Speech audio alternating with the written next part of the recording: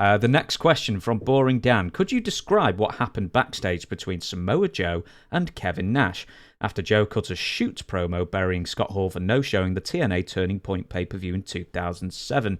Reports suggest that Nash smacked Joe so hard he knocked him down, then smacked him again for good measure. Well, Boring Dan, I don't think I could call myself Boring Dutch or Boring James, but Boring Dan has the cojones to say that, okay, here's my question. As a matter of fact, I can't answer that question because I was in attendance that day. I was in TNA and I forgot what the actual setup was, but Kevin Nash and Samoa Joe. And who didn't show up? What was his name? It was Scott Hall. He no-showed the event. I can't. Well, see, I forgot his name from where you mentioned him to now. But anyway, but Scott Hall didn't come. Now, listen, we all kind of had it in our heads that, maybe Scott isn't the most reliable guy in the world. But Kevin loved him like a brother, which will tell you why he acted the way he did. So we went out and they left it up to Kevin, and I forgot what they were told to say, but they left it up to Kevin and Joe to send out the message that something happened to Scott and he won't be here today.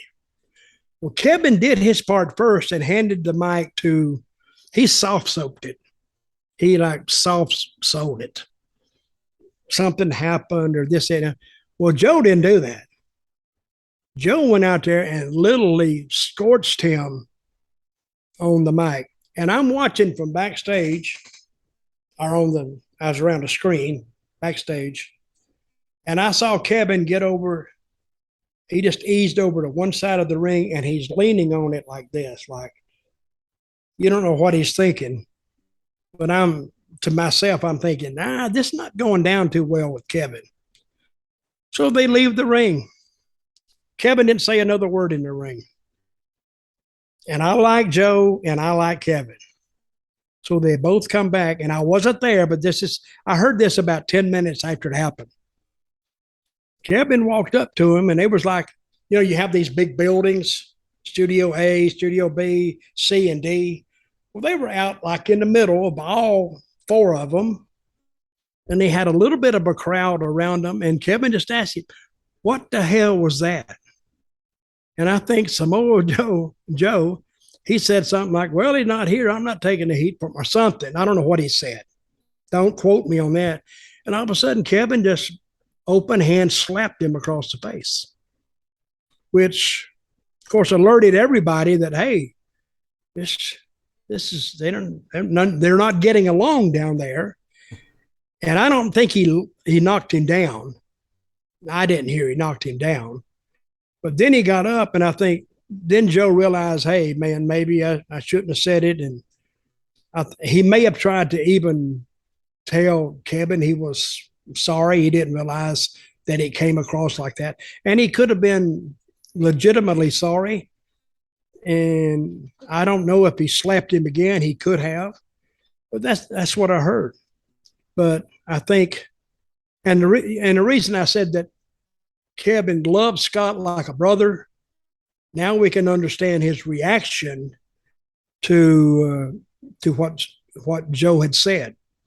But I think it was left that day that Joe shouldn't say anything about Scott anymore on a live mic. So, and that was the way it was left. Nothing else was said. Nothing else was done. It happened. We moved on. They both say that they're friends now, but when that happens and Scott Hall and possibly that's true. Yeah. When that happens on the day Scott Hall no shows, I mean, as you said yourself, you're half expecting him not to turn up. But I mean, is your allegiance with Kevin Nash for defending his friend, or is your allegiance with Samoa Joe for actually being truthful with the fans and lambasting Scott publicly? Well, I didn't have an allegiance It was one of those things that happened. I can't say that Kevin was justified in slapping a coworker, and I can't say that Samoa Joe was, you know, was right in blasting Scott.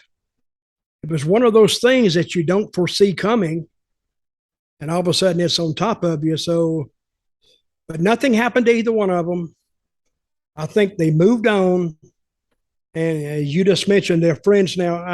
I think they are friends because I think there's a lot of mutual respect between them. But at the time, Scott was really having a hard time, and Kevin had worked really, really hard to get him into TNA.